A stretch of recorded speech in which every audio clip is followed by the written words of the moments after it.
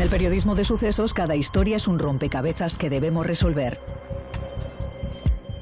Nuestro trabajo es investigar, seguir el rastro y narrar los casos más terribles que sacuden a Euskadi. Queremos compartir algunos de esos casos para mostraros cómo se escribe un crimen. Los tres casos tienen en común que eran chicas jóvenes y fueron asesinadas por crímenes machistas. ¿Por qué los hombres asesinan a las mujeres? ¿Se debe a algún sentimiento de superioridad? En efecto, de eso se trata. Cuando llamas a tus hijos y no te cogen el teléfono, ya te altera mucho.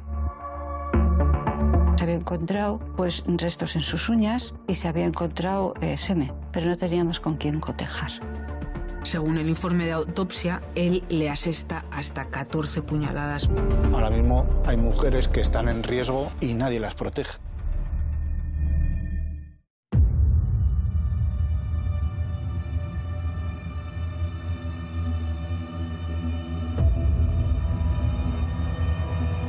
En los años 90, en Vizcaya, se vivió una década de miedo. La desaparición de varias chicas que habían salido de noche provocó el temor de los padres a que sus hijas no volvieran a casa.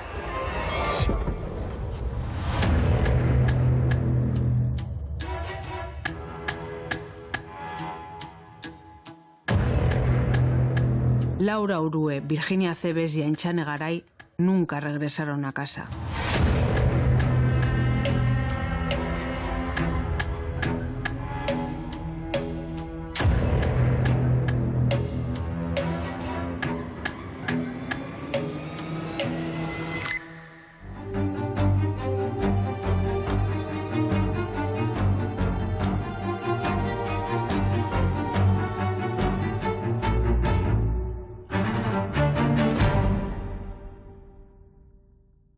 En Vizcaya sucedieron varios casos en los 90 y comienzos del 2000 que conmocionaron a la sociedad. Fueron varias chicas, en concreto Laura Urue, Virginia Cebes y Ainchane Garay, que desaparecieron y después fueron encontradas con signos de criminalidad en zonas de monte, en pinares. Algunas, en el caso de Virginia y de Ainchane, fueron víctimas de agresiones sexuales. En el caso de Laura Urue, murió por una asfixia, pero fue encontrada semienterrada.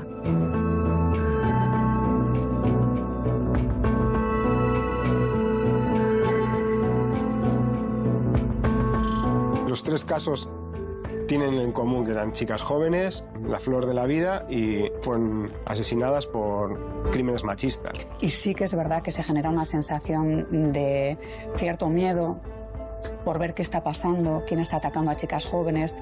En el caso de chicas jóvenes, en el caso de mujeres adultas, en todos ellos siempre hay un componente machista de dominación, ¿no? Nos preguntamos, ¿no? ¿Por qué los hombres asesinan a las mujeres? ¿Se debe a algún sentimiento de superioridad? Y en efecto, de eso se trata.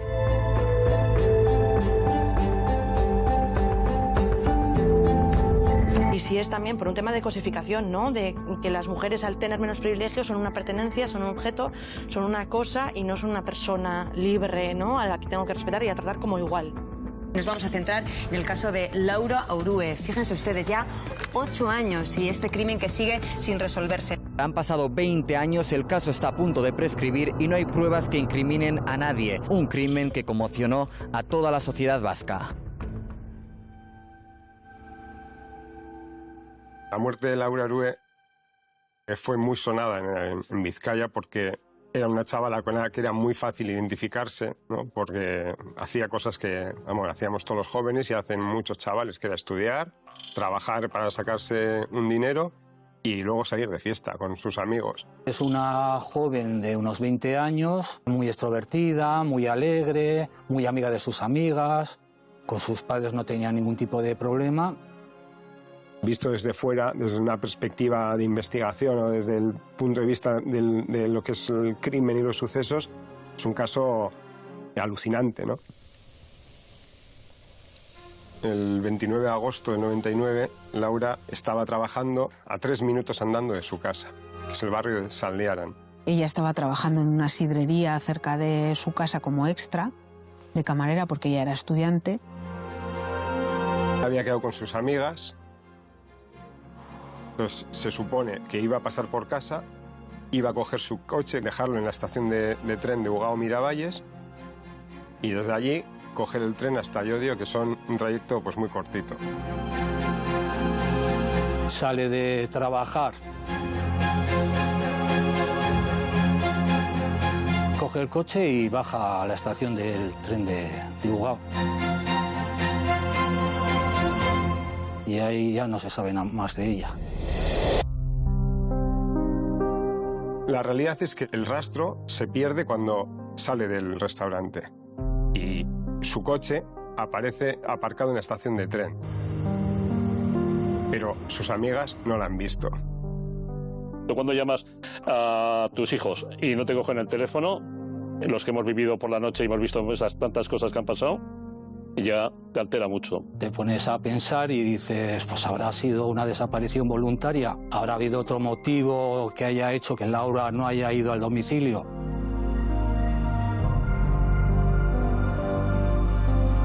La búsqueda de Laura Orue empieza al día siguiente, el mismo día que ya sus padres saben que ha desaparecido, que no está ni con sus amigas, no saben dónde está, pues empiezan a buscarle.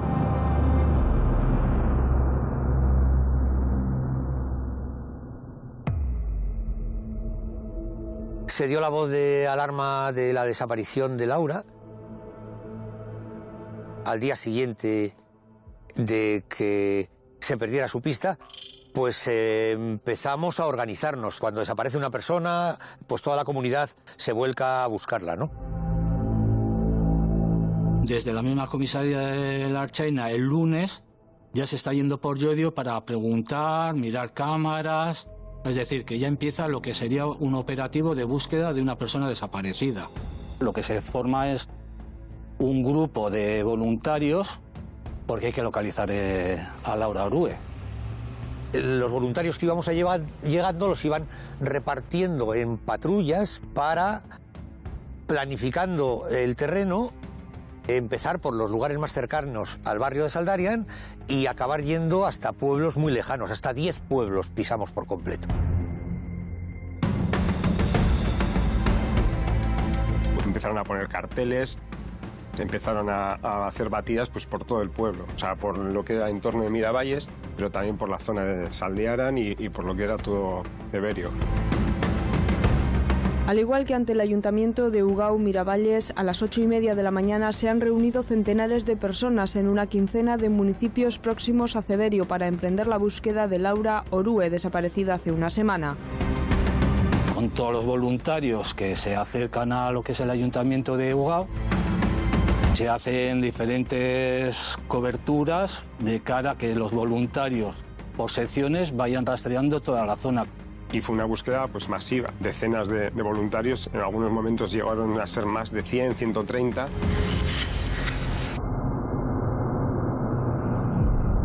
Y la gente de parada para decir si podía ayudar en algo, ¿no? Nos comunicábamos como nunca antes lo habíamos hecho, ¿no?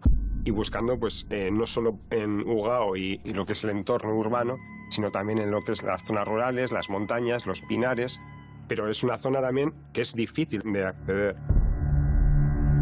Los montañeros que, por suerte, en el país los tenemos muy arraigados a los pueblos y a los barrios, pues enseguida nos llamamos unos a otros y activamos patrullas que conocíamos el monte. Es diferente una persona que no conoce el monte a una persona que lo conoce, ¿no?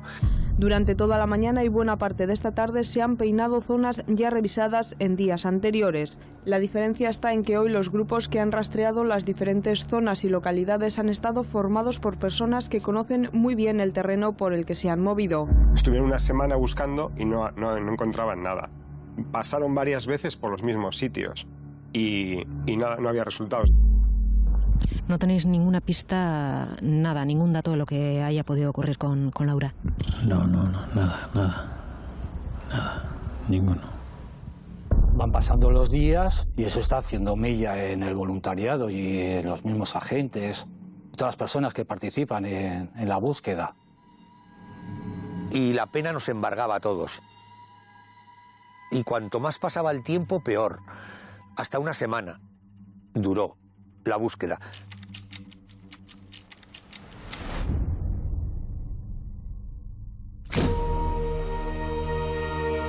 Con las desapariciones pues siempre pasa que se crean muchas teorías y que se crean también lo que ahora llamamos fake news, ¿no? Empezó a haber muchos rumores. Algunos se dedican a llamar que si había aparecido con cuchilladas y muerta y eso. Se ha confirmado rápidamente que era un bulo. Sí. Hubo un montón de teorías sobre dónde podía estar Laura. Y lo cierto es que se supone que murió la misma noche que desapareció. Tras varios días de búsqueda, los voluntarios encuentran algo en el monte, en una zona cercana a la vivienda de Laura, y parece que cuando van hasta allí encuentran a Laura Orue. Nos llama la atención cuando bajan dos voluntarios y les vemos una expresión como... Y dijimos, aquí ha pasado algo. Y efectivamente, la habían encontrado.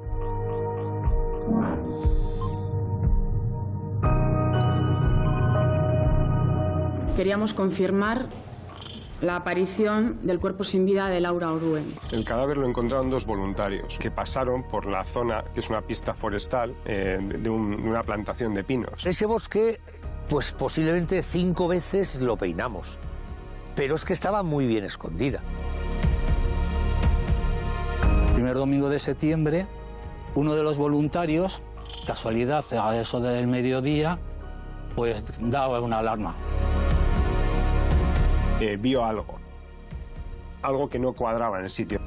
Vieron unos helechos que estaban como mustios, no estaban verdes, estaban arrancados, y se acercaron y entonces detectaron un poquito del cabello caoba de Laura. Y ese fue el momento más duro. Las patrullas estábamos aleccionadas, pues que no tocáramos nada y que nos alejáramos unos metros. Que diéramos la voz de aviso y la policía científica vendría, lo acotaría y estudiaría en el terreno. Y lo que se hace es mirar qué es lo que hay debajo de esa tierra. Y efectivamente ahí es cuando aparece Laura. Hay que hacer un levantamiento, y para hacer el levantamiento se persona la jueza junto con el médico forense, porque hay que mirar cómo está ese cuerpo. Mientras las investigaciones continúan su curso, este mediodía ha finalizado la autopsia que se le ha practicado en el hospital de Basurto al cuerpo de la joven. Tampoco se conoce el resultado de la misma por el secreto impuesto por el juez. Hola, Rafa. ¿Qué tal estás? Bien. ¿Qué recuerdas del caso de Laura Orue? Una cosa compleja, difícil, por la situación del cadáver, que estaba ya en la fase de descomposición relativamente avanzada, y porque después los hallazgos son relativamente anodinos. Se hace el levantamiento, se empieza a hacer la inspección ocular, pues para mirar a ver si hay alguna evidencia, lo que es allí dentro de la fosa o alrededores, y hubo tan mala suerte que empezó a llover, pero que fue un diluvio y hubo que cortar. No se podía hacer la inspección ocular en condiciones, como consecuencia de la cantidad de agua que en ese momento estaba cayendo. ¿Cómo apareció el cuerpo? El cuerpo estaba encerrado, y la posición que tiene el cuerpo también te permite hacer una idea de que ha sido llevado envuelto en una manta, se ha girado, pues el giro ha quedado en una postura determinada. Laura estaba enterrada y sobre la tierra habían unos helechos. Lo que quiero decir es que eso no cuadraba con el entorno y esos helechos no tenían que estar allí, estaban cortados, pero era como si uno quisiese ocultar el enterramiento o dos, fuese como una especie como de ofrenda, ¿no? Eso no se sabe, pero lo que es verdad es que cuando el forense examina el cuerpo, le dice a la Archancha que lo que le llama la atención es que está depositado con cariño, o sea, que no está de cualquier manera. La conocían. Pues las estadísticas dicen que un alto porcentaje de este tipo de crímenes suceden entre personas que ya te conocen de antemano, ¿no? Es verdad que es posible que alguien te intercepte y seas una víctima al azar.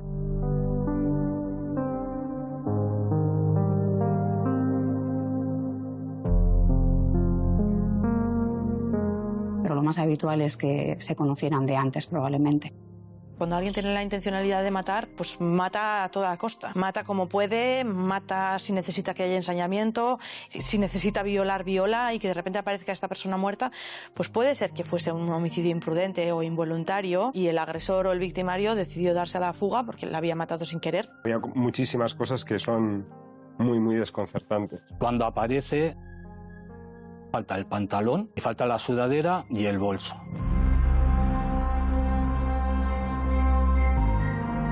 Parece ser que murió asfixiada con un plástico, pero tampoco se halló ese plástico allí. Y en la camiseta sí que tenía una pequeña gota de sangre. Y esa gota de sangre, los investigadores estaban convencidos de que era de la persona que la mató.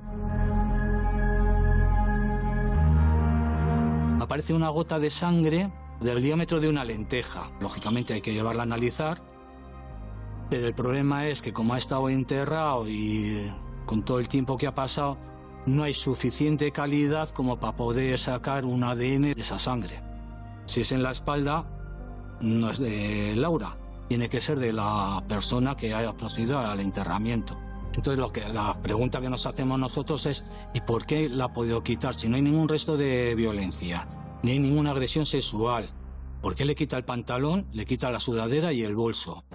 Damos por hecho que en algún momento el que ha hecho la fosa se ha tenido que pinchar. Esta noche no puede saber exactamente en qué sitios de las pertenencias que lleva Laura le ha podido caer sangre. ¿Qué hace? Para seguridad suya, quitarle el pantalón, quitarle la sudadera y quitarle el bolso.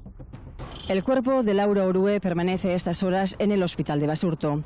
Estará en el centro hospitalario hasta que mañana por la tarde sea conducido a la iglesia de Miravalles. El cuerpo no presentaba claros indicios de violencia. Según la autopsia, murió por una asfixia, pero era evidente que había un crimen porque había sido enterrada. Bueno, la noticia corrió y la gente se puso a llorar. Veías silencios en la calle, miradas bajas, veías llantos. El problema fue que encima apareció al lado de su casa.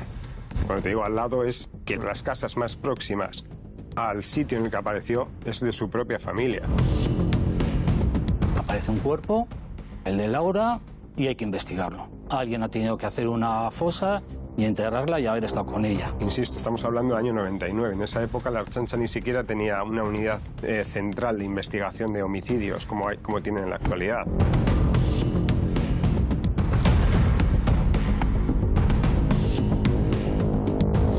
En este caso, por X circunstancias, es verdad que las dificultades fueron máximas. No había huellas, no había ADN. Entonces la Ertzaintza lo que empieza a hacer es, obviamente en estos casos siempre es investigar su entorno más cercano. Las últimas personas con las que había estado, que si tuviese constancia, eran sus compañeros en el restaurante. Mirar todo lo que son las declaraciones de las personas que durante la desaparición pues nos estaban relatando un poco si habían visto a Laura, no la habían visto a Laura, qué tipo de amistad tenían con ellas, también trabajadores de la sidrería.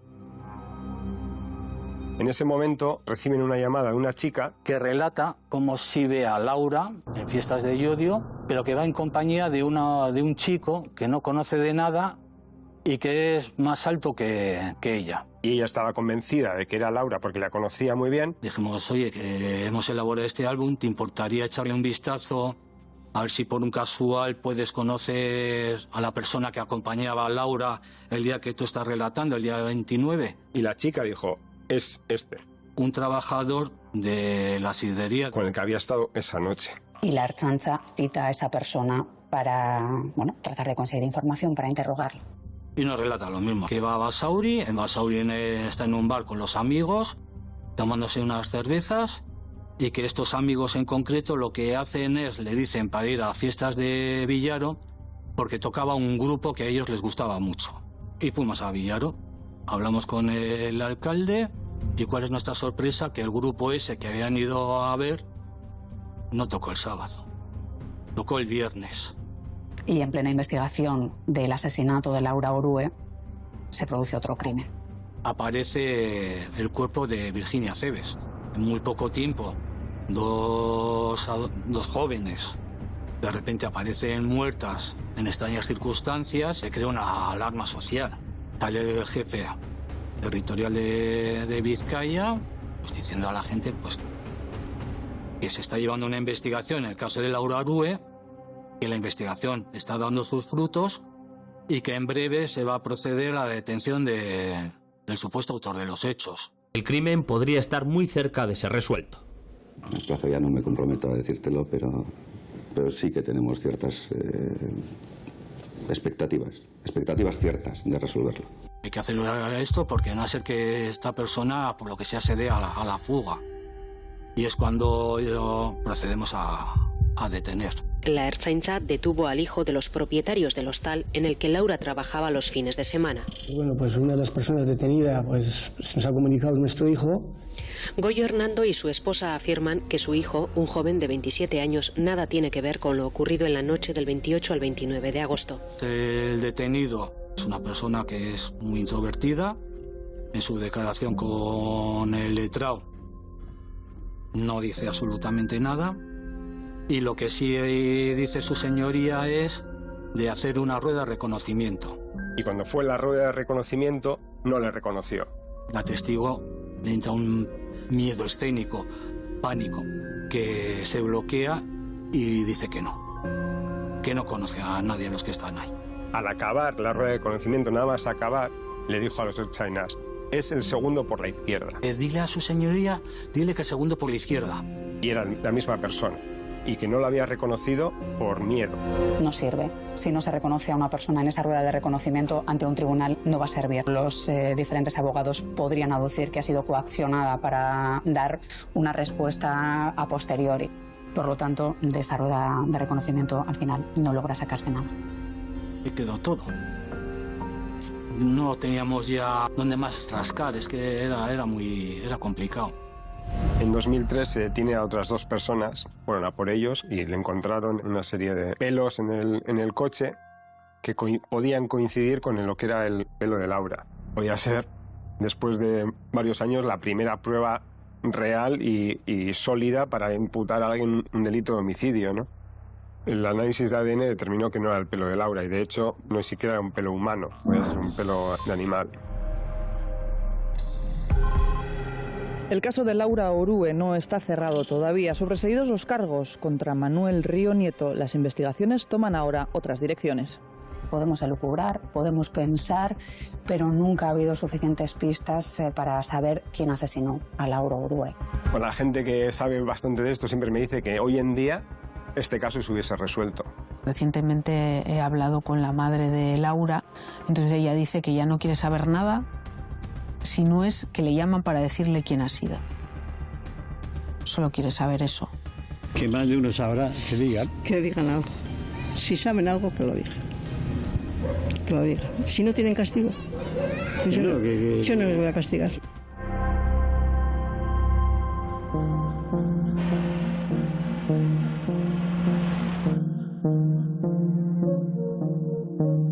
El tema de Laura y de Virginia Cebes fue prácticamente en el tiempo. Laura murió en septiembre-agosto del 99 y Virginia Cebes en noviembre. Se generó una situación un poco tensa de inseguridad porque había padres diciendo que era el segundo caso en pocos meses en el que una chica desaparecía. Virginia desaparece a las 3 de la madrugada del mes de noviembre. Ella había estado con sus amigas, con su cuadrilla de siempre, y ella decidió ir caminando porque, bueno, pues tenía tiempo.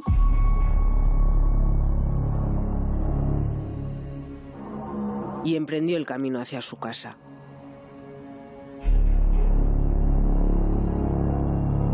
En la calle Santuchu, un individuo la estaba observando.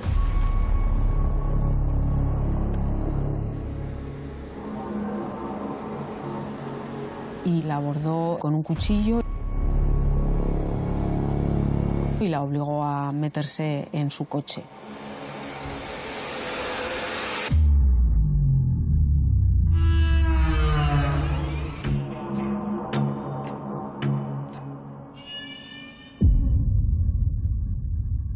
en cuanto no vi las lentillas en el lavabo, le dije... ¿Qué pensaste ahí? Nada, que le había pasado algo, que no iba a volver. Ni más ni menos. Que no iba a volver a casa. Que volvería muerta. Virginia Acebes era, pues, para los padres, por ejemplo, o para la familia, para el hermano, ¿no? Una joven modelo. Modelo como hija, modelo como hermana, como amiga, buena estudiante. De hecho, su hermano siempre pues, decía que siempre estaba estudiando, ¿no? Y que su vida acaba truncada pues, por un psicópata como este. Virginia era una chica muy responsable, que si llegaba tarde avisaba en casa. Entonces, cuando esa noche Virginia no apareció, su madre se levantaba y veía que no estaba en la habitación, empezó a preocuparse muchísimo y, bueno, casi desde el primer momento la madre ya tenía el pálpito de que algo malo le había pasado. Cuando desapareció Virginia, yo era muy jovencita, tenía 26 años, estaba empezando en la profesión y fue el primer caso así fuerte que me tocaba cubrir. Fue un domingo cuando saltó la noticia, nos avisó Luis Calabor. Cuando desaparece Virginia Acebes se monta un dispositivo de búsqueda y en el primer momento alguien dice que ha encontrado restos de ropa en el Monte Archanda. El Monte Archanda es el espacio verde por excelencia de Bilbao.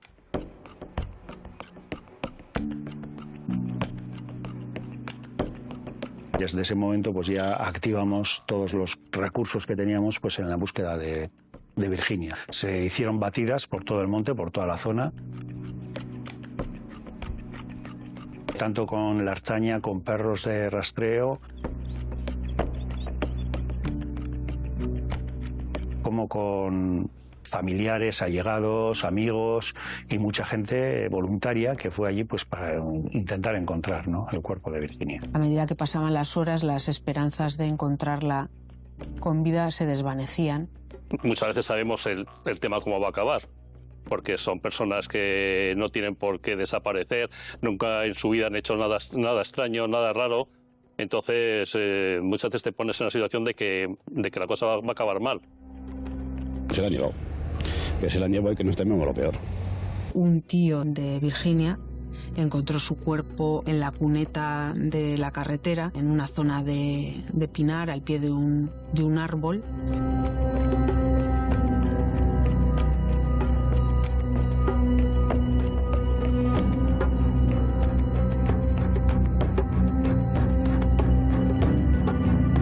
Ya parece evidente que, bueno, pues que Virginia ha aparecido asesinada en el Monte Archanda de una forma brutal.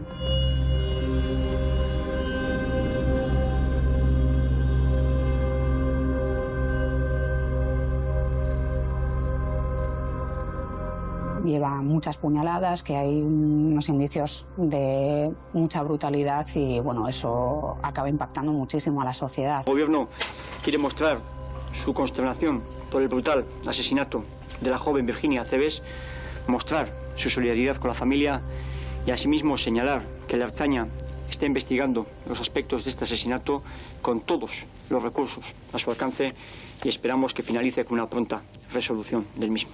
En el forense para el levantamiento del cadáver y es el que se encarga de estudiar la incidencia que ha tenido en el cuerpo, ¿no? La muerte de Virginia fue terrible. Según la autopsia fue violada y recibió más de 50 puñaladas. El cuerpo está en la ladera del monte, en una especie de pequeño plano. Tenía heridas en el cuello y heridas que nosotros pudimos apreciar sin mover la ropa, heridas abundantes en la región torácica y también en la región abdominal. A lo que hay que añadir una serie de cortes que tenía al nivel del cuello, cortes superficiales, pero de largo recorrido. Las cosas que a mí me llamó personalmente la atención mucho es que no se superponen. No hay ninguna que pise a otra. Están separadas. El hecho de que no se superpongan, ¿qué indicaba? Cuando uno tiene un arrebato, tiene un acceso de ira y ataca con un arma, en este caso un arma blanca, normalmente es lo que se suele entender como una tormenta de movimientos. Yo estoy dando puñaladas, sin ton ni son, pero estoy dando todas las puñaladas del mundo. Es muy curioso que con 45 ninguna se superponga. Lo más posible es que estuviese muerta con las heridas del cuello y posteriormente, agónica o fallecida, le da las 45 puñaladas restantes. Y la idea era bastante clara de que había una agresión sexual, que luego se confirmó. Los forenses trabajan, recogen todas las evidencias y también hay un trabajo de entomología. Se usó todo, incluso larvas, para tratar de analizar cualquier punto que permitiese arrojar luz sobre qué es lo que había pasado con Virginia Cebes. Al principio no había un sospechoso, porque Virginia era una estudiante, no tenía enemigos, no tenía nadie que pudiera querer hacerle ese daño. Entonces, los primeros meses de la investigación pues fueron un poco probar distintas líneas. Se buscó todo a destajo y no se encontró ninguna línea de investigación en ese momento así.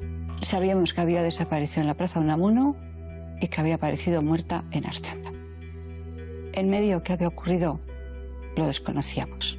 Claro, el caso de Virginia llevaba a pensar inmediatamente en el de Laura Orue, que seguía sin resolver. ¿Qué está pasando aquí, no? ¿Hay un psicópata o, ¿sabes?, un asesino en serie? No se sabía. Y esto generó una gran psicosis en la sociedad. Los padres no dejaban a sus hijas salir de casa. Se dice en criminología que muchas veces el miedo al delito es un problema mayor que el índice estadístico del delito en sí. Es decir, tú tienes más miedo a que te violen que las probabilidades que tienes de que te violen en realidad.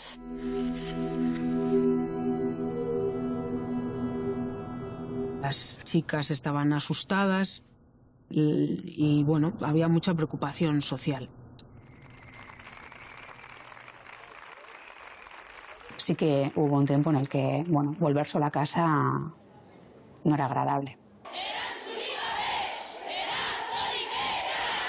Denunciamos que en la raíz de este problema se encuentran las desiguales relaciones de poder en una sociedad que no ofrece iguales oportunidades a hombres y mujeres. Convivir con una muerte violenta, ¿no? Te llevas el trabajo a casa. No solo a casa, sino durante la noche estás pensando continuamente cómo llevar el trabajo adelante, porque es una injusticia tal que te corroe por dentro. O sea, cualquier investigador estará todo el día, durante 24 horas, durante los 7 meses hasta que se encontró la pista definitiva, por ejemplo, en el caso de Virginia Cebes, pensando continuamente durante la mañana, tarde y noche en cómo llevar esto, porque son imágenes que se quedan grabadas y no se pueden borrar de cualquier forma. La primera clave nos la da que el 30 de junio hay otro intento en la calle Iturribide.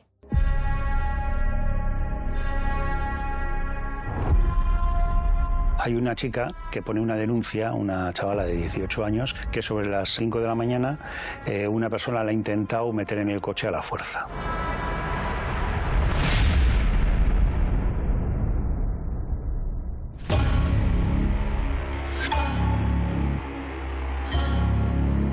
No lo consigue meter en la furgoneta, sino que la chica grita, sale gente. Él se escapa.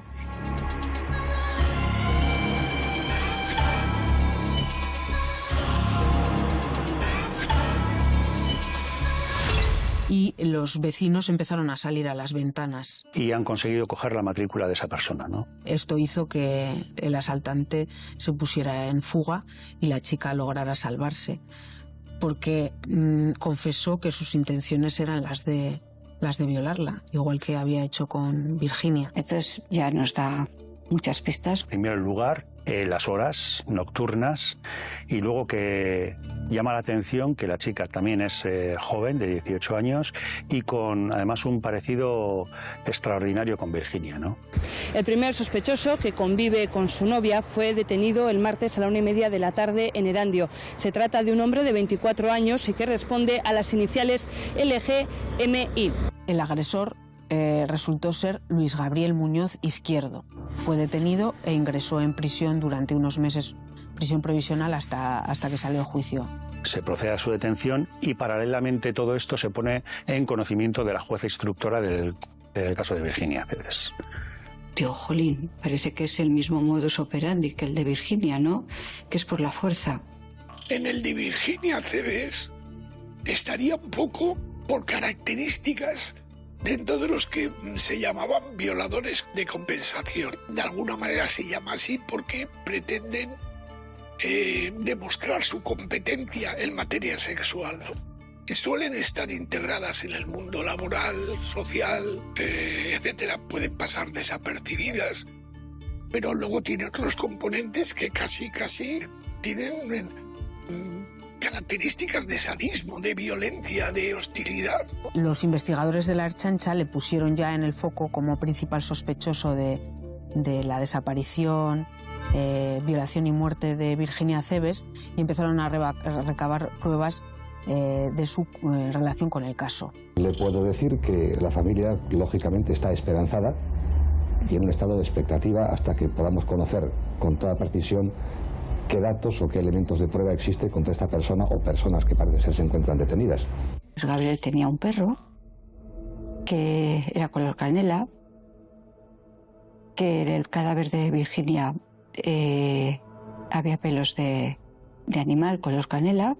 Por lo tanto, ya son varios indicios que se van concatenando y que todo direccionan a que ha sido él el autor de la muerte de Virginia Acebes. En el cuerpo de Virginia se había encontrado pues restos en sus uñas y se había encontrado semen en su ropa y en su cuerpo. Pero no teníamos con quién cotejar. Nosotros lo que tenemos que hacer ahí es conseguir prueba de ADN. ¿Y cómo se consigue? Se lo tenemos que pedir a él. Luis Gabriel Muñoz Izquierdo vivía con sus padres en Sopelana. En el momento de la detención estaba trabajando como peón de albañil y su propio jefe decía que era su mejor trabajador. Tiene una novia con la que ha empezado a salir en las Navidades en el 99. A la chica le dio un ataque de ansiedad al saber que su novia había sido detenido por un caso tan duro, una violación y asesinato de una chica. Sí que es verdad que la personalidad de él sería de alguien que desde el punto de vista social podría estar integrado. Parecía una figura pues, con una vida normal también, ¿no? Siempre cuando se dice, pero si era súper majo, si trataba muy bien a su mujer, ¿cómo es posible que haya acabado haciendo esto, tal? Un agresor puede ser tu vecino, tu primo, un agresor puede ser cualquiera. Es muy raro que la violencia de esta índole se dé en la primera vez que alguien agrede. A mí me parece que no es la primera agresión o la primera experiencia con la violencia de este agresor. Yo creo que era un tipo con mucha amargura y mucha ira en su interior y la sacaba contra mujeres jóvenes, ¿no? Supongo que las veía más fáciles, más vulnerables y bueno, eso lo convierte en una persona bastante iracunda, violenta, seguramente bastante misógino. ¿Quién es capaz de a una persona indefensa, no? Llevarla, violarla, matarla y luego intentarlo otra vez? Al final es una persona, un depredador que va buscando su presa y a la caza de lo que pueda. Rechaza un poco el contacto ocular, tiene un discurso un poco monocorde, es decir, hay algunas cosas que podían llamar un poco la atención, pero estos rasgos no se deducen por nada de que pueda llegar a cometer una agresión de tipo sexual, ¿no? Estaríamos seguramente ante lo que sería un agresor sexual, incluso un homicida en serie. Al final la confesión es clara y directa, ¿no? Y entonces él me empieza, a contar todo tal cual, que él estaba por la calle Unamuno y que estaba merodeando por allí y de repente vio una chica que no la conoce de nada, que se despide de unas amigas que entra al metro, y entonces ve que la chica va hacia Turribide, aparca el coche. Y la interceptó y la metió en el coche a la fuerza. Me dice que su intención es violarla y después ya verá. De ahí la lleva a un sitio solitario, a Archanda, donde no hay ninguna casa alrededor, ninguna caseta, no hay ninguna persona.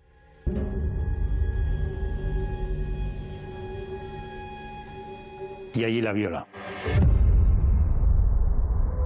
Y después le dio varios tajos en el cuello. Él mismo declara que Virginia se despertó y empezó a pedir que la llevara a un médico. Y según él mismo declara, eso le enfadó.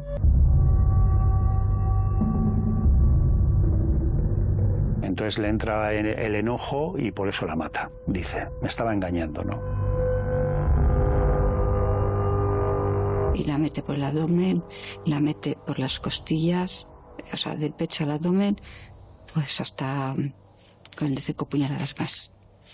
Y así que la deja muerta, allí.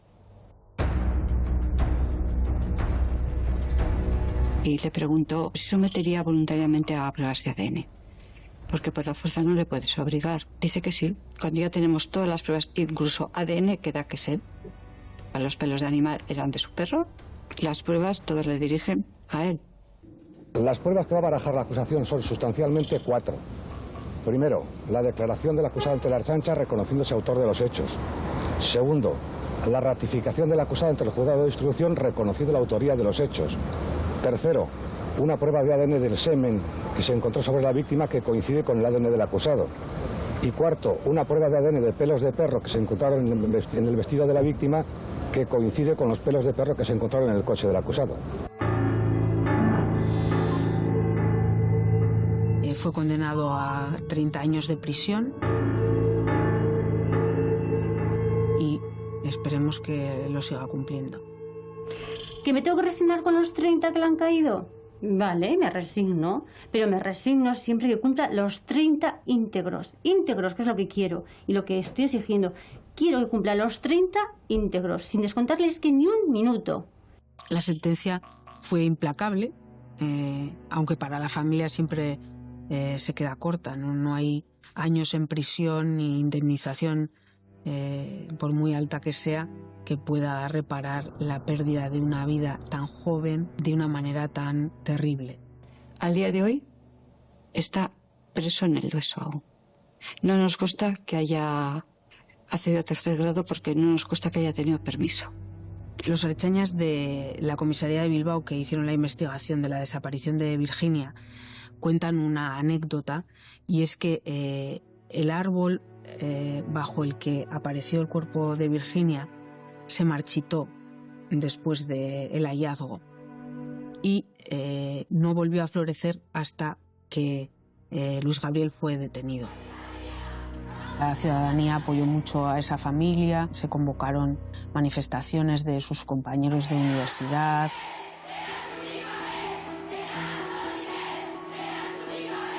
En fin, hubo un inmenso apoyo social que los familiares siempre han reconocido. También en el funeral estuvieron muy arropados.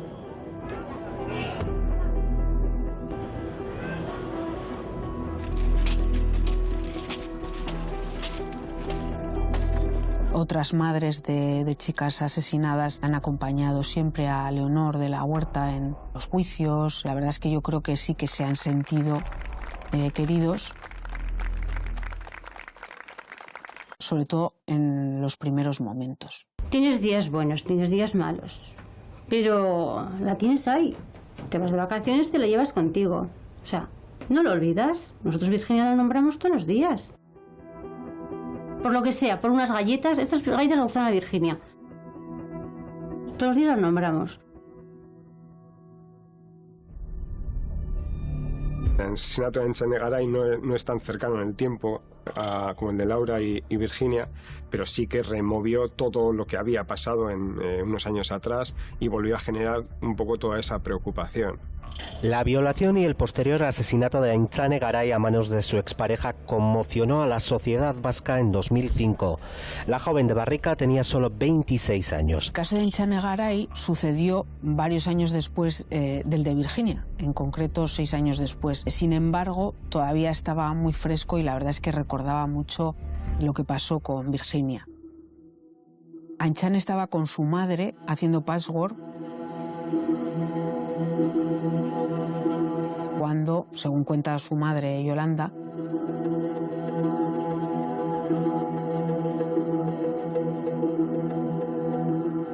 empezó a recibir mensajes en el móvil.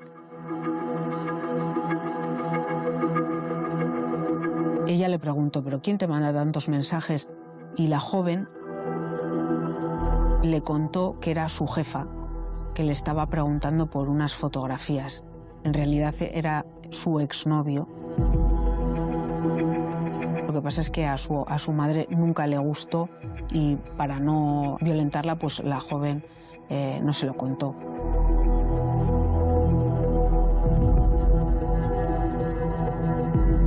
Finalmente, Aintzane decide salir de casa y encontrarse con Mikel en la gasolinera en la que luego apareció su coche.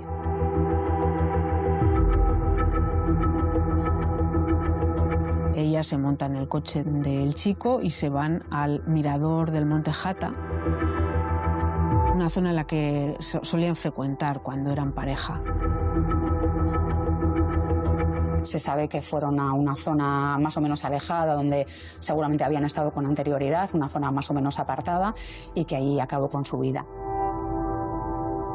Con el caso de Aintzane ya tenía algo más de experiencia, pero bueno, también lo viví con mucha implicación, sobre todo por la relación que establecí con David, con el hermano de Aintzane. Supongo que estos años habrás echado de menos a tu hermano, ¿no? Joder. Momentos. Todos los días. Hemos estado juntos en un momento muy duro y al final pues se genera un vínculo especial. ¿Qué pensaste cuando te dijeron que tu hermana Aintzane no había llegado a casa esa noche? Yo recuerdo que lo primero que pensé, que es lo que le dije a mi madre por teléfono, fue que no se preocupara, que igual que estaría con un chico, se habría quedado dormida y que no pasaba nada. No me imaginaba ni por asomo lo que podía venir después. Ya nos habíamos comunicado con la jefa, que no había estado con ella, que no sabía nada de ella, y ahí ya sí ya nos preocupamos todos. ¿Qué pensabais que podía haberle pasado? Pues yo al principio no lo sabía, pero mi madre lo tenía muy claro. Mi madre desde el primer momento sabía que Mikel tenía algo que ver y enseguida nos dijo ir a Baquio a buscarla. La familia cree que no ha dicho que había quedado con Mikel porque Mikel no le caía bien a su madre.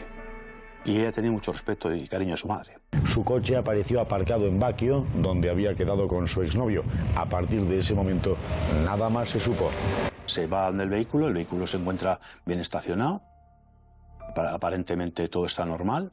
Lo único que nos llamó la atención fue que estaba perfectamente aparcado. Mi hermana, como he dicho muchas veces, tenía muchísimas virtudes. Pero aparcar el coche no era una de ellas. La grúa de la Ertzaintza fue a retirar el coche. Gaizkal de Protección Civil me dijo, esto pinta mal. Y le digo, yo ya sé que pinta mal. Digo, pero no se lo puedo decir a toda esta gente. La Ertzaintza y los familiares y amigos de Aintzane Garay han peinado palmo a palmo la zona comprendida entre el Cabo Machichaco y Baquio con la esperanza de encontrar a la joven de Barrica con vida. Un helicóptero, 2 barcos y unos 20 ertzainas de la División de Montaña, junto con decenas de voluntarios, han trabajado durante toda la mañana sin descanso. Lo que se hace es, se amplía tierra, mar y aire. Ya se mira ese monte cercano y se empieza a extender la búsqueda hacia la zona de la mar.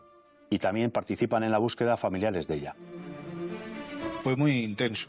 Al tercer día la encontramos y fueron muchas horas sin dormir, pensando demasiado.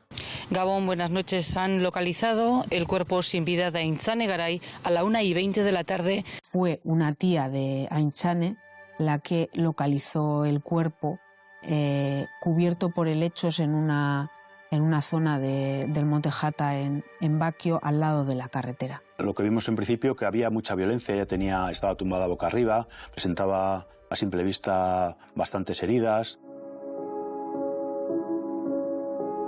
El cuerpo presentaba claros indicios de criminalidad, tenía infinidad de puñaladas. La chica murió desangrada y esa chica tardó un tiempo en fallecer. Teóricamente no encontramos ninguna lesión mortal de necesidad. Lesiones que van potencialmente mortales, sí, puesto que falleció. Encontramos 3 desgarros sugestivos de agresión sexual. Según el informe de autopsia, él le asesta hasta 14 puñaladas por distintas partes del cuerpo y la deja agonizando donde luego fue encontrado el cadáver. Y estuvo desangrándose durante unos 20 minutos, creo que dijo el forense. Si él hubiese llamado a emergencia, se podría haber salvado.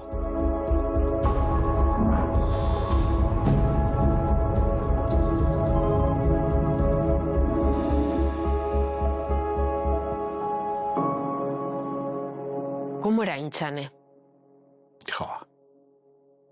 Aintzane era muy reservada, era muy seria para el trabajo, le gustaba mucho su trabajo. Compartía con mi madre la afición al patchwork, por eso estaba mucho metida en casa, sí, salía, se pegaba a sus fiestas, como todo el mundo. Era una chavala con 26 años, pero era muy cariñosa. Era mi hermana, es que... ¿Qué te voy a decir? El último adiós a Aintzane Garay ha transcurrido con calma. Ha sido un último adiós tranquilo, sencillo, pero emotivo. Cientos de amigos, compañeros y vecinos han arropado a la familia Garay en estos momentos tan duros. A raíz de publicarse todo esto, desde la desaparición hasta que apareció el cadáver, pues claro, todo se hizo muy mediático y llegaron a mi casa, el día que apareció, llegaron a mi casa muchas madres de chicas desaparecidas de la zona. La madre de Virginia Aceves, la madre de Laura Urue. La verdad que a mi madre le ayudaron mucho, sí, sí. Quiero mandar el más profundo respeto y cariño a todas esas madres que han pasado y están pasando lo que yo, y que tan siquiera han encontrado los cuerpos de sus hijas, o a los criminales que se lo han hecho. Para ellas, mi más profundo cariño. ¿De quién se sospechaba desde el principio? Pues ahí lo tuvimos claro, de un exnovio que había tenido mi hermana, que habían estado, hacía ya 2 años y pico, 3 años que lo habían dejado, pero él, digamos que era muy insistente, por llamarlo de alguna manera, entonces. Hoy en día pues se le llamaría de otra manera. En principio, Mikel Herman es bastante colaborador. Empieza a dar muchas explicaciones por qué él estuvo allí, que Aintzane no había acudido, que le había estado esperando, ofrece su coche.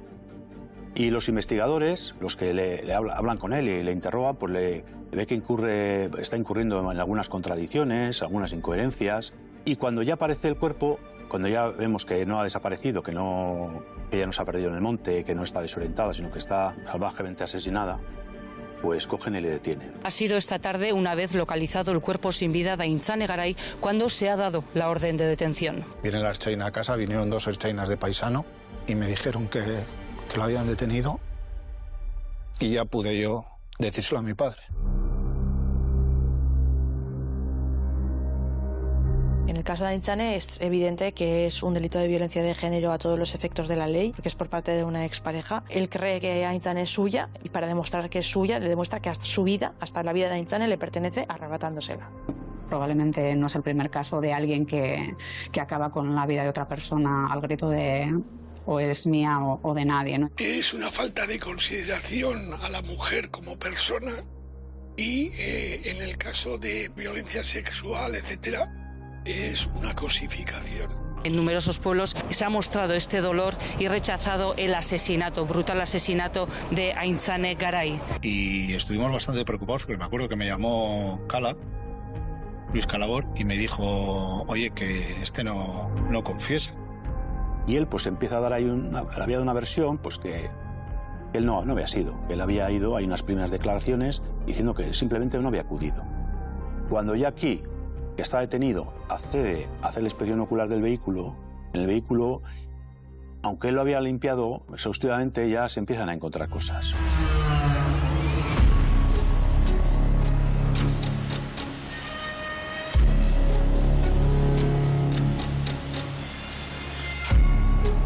Entre ellas pues se encuentran unos pelos, donde él pensaba que no se podían encontrar, ya le va cambiando la cara.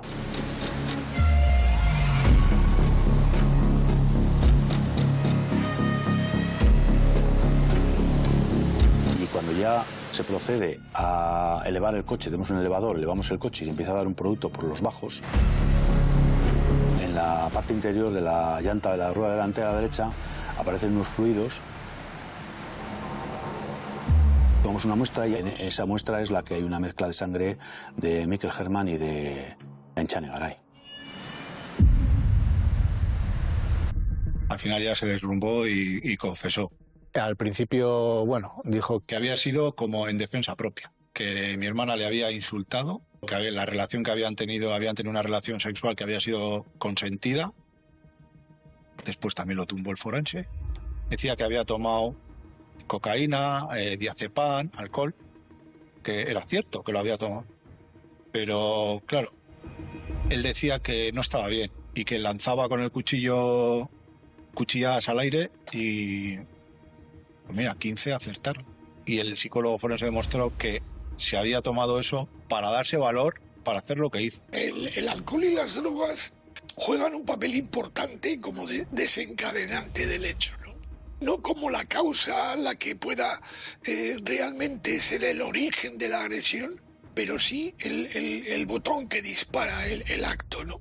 Él le confesó a mi hermana que se había casado 7 días antes con una prostituta y que mi hermana se enfadó mucho con él y no quiso tener ningún tipo de relación con él por las buenas, y entonces él le obligó a tenerla por las malas. La reconstrucción de los hechos apunta a que se bajó del vehículo, cogió un cuchillo de submarinista que él tenía en el maletero y con eso la apuñaló y acabó con su vida. Después la dejó allí, malherida.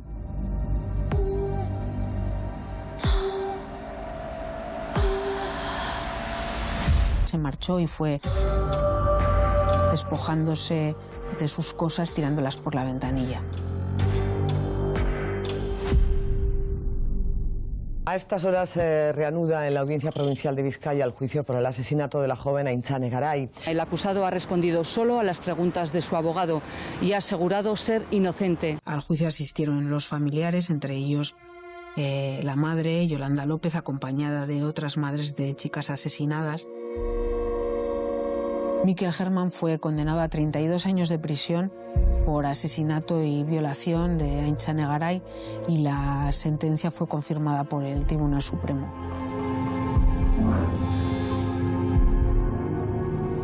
¿Sabéis que él ya ha tenido permisos? Sí, bueno, creo que a día de hoy, no lo sé seguro, pero creo que está en la calle. No sé si en libertad condicional o no, creo que está en la calle. ¿Y eso qué os parece? ¿Cómo lo vivís? Pues mal. Que yo soy de los que piensa que todo se consigue con educación desde pequeños. Pero ahora mismo hay mujeres que están en riesgo y nadie las protege. Algo tiene que cambiar. En este país algo tiene que cambiar. Está demostrado que es mucho más efectivo el control informal, es decir, la familia, que las instituciones. Es decir, tú no matas porque vayas a ir a la cárcel, que sería el control formal institucional. Tú no matas porque te parece mal, porque moralmente a ti te parece mal, porque a ti te han enseñado que matar está mal. La realidad es que muchas chicas, todos los días, todos los fines de semana, muchas chicas jóvenes como Virginia, como Laura, salen de casa con miedo. Y eso es una cosa que no puede ser. Creo que sigue habiendo momentos en los que no es seguro volver a casa. Como sociedad no nos podemos permitir que haya un tipo de violencia que sea constante. Y estamos hablando de que han pasado casi 3 décadas y sigue estando presente.